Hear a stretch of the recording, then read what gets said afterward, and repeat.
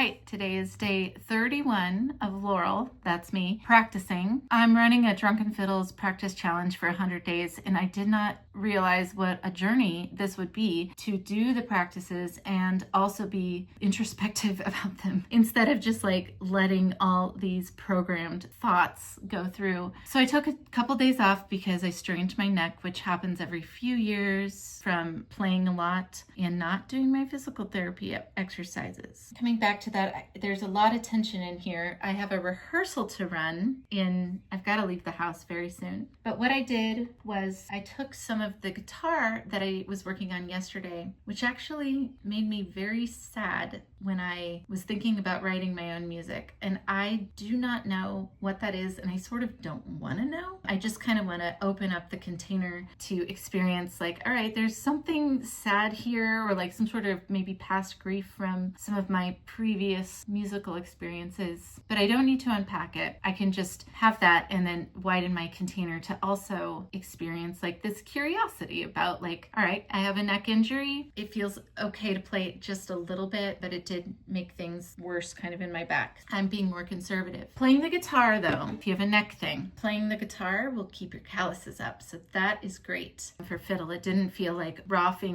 skin on the strings. I have my voice memo app on my iPad and I recorded the guitar. I use metronome, Bluetooth through these speakers so that it can stay on time. Problem is, I forgot to tune the guitar. So we tuned the fiddle and I'm still working with my new strings, which I love, the gold Eva Parazzis. So the fiddle is sharp because the guitar is sharp. And we are not going for perfection here. We're just going for doing it. So I'm gonna do a little bit of improv, non-judgmental improv. So we'll just see what happens. You'll hear the guitar come through. 1, 2, oh, 3, I'm loud. 4.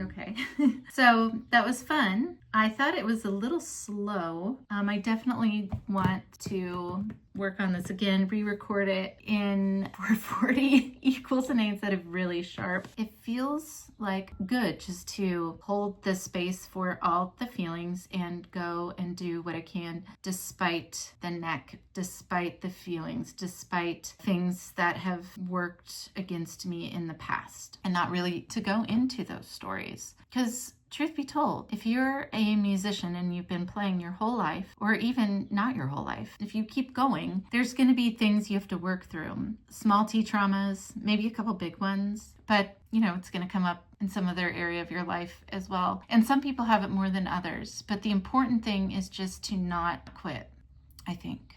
It's not the important thing is to not quit. The important thing is to just widen your container. I can feel frustrated and still curious about what will happen if I continue to practice every day. I can feel sad about something that happened musically in the past and not have to dive into it, and still maintain excitement for playing and joy and grief, experiencing both of those at the same time can absolutely happen. Okay, well, I have to leave now in 3 minutes, so must pack this up, must go run a rehearsal, take some ibuprofen, do my physical therapy, and hopefully get a little bit more fiddle playing in tomorrow.